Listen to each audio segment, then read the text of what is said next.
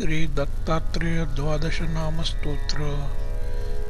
श्री गणेशाय नमः। श्री दत्तात्रेय द्वादश नाम स्तोत्र मंत्रस्य परमहंस ऋषिः श्री दत्तात्रेय परमात्मा देवता अनुष्ठुप छंदा सकल कामनाप्सिद्ध्यर्थे जपे विनियोगः।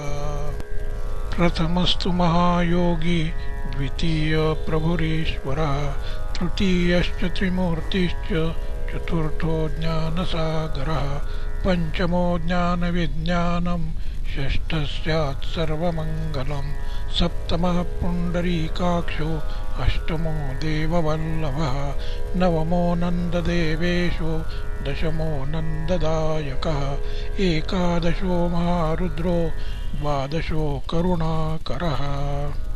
एतानि द्वादश नामानि दत्तात्रेय महात्मनः, मंत्रराजेति विख्यातं दत्तात्रेय हरः परः।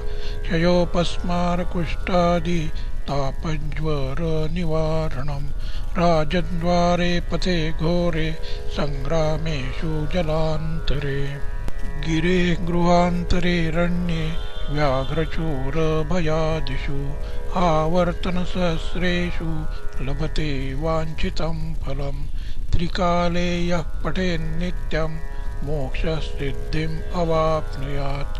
दत्तात्रेयः सदा रक्षेत् यशः सत्यं न संशयः, विद्यार्थी लभते विद्यां रोगी रोगात् प्रमुच्यते, अपुत्रो लभते पुत्रं दरिद्री लभते धनम्, अभार्यो लभते भार्यां सुखार्थी लभते सुखं, मुच्यते सर्वपापेभ्यो सर्वदा विजयी भवेत्। इति श्रीमद्दत्तात्रेय द्वादश नाम स्तोत्रं सम्पूर्णम्।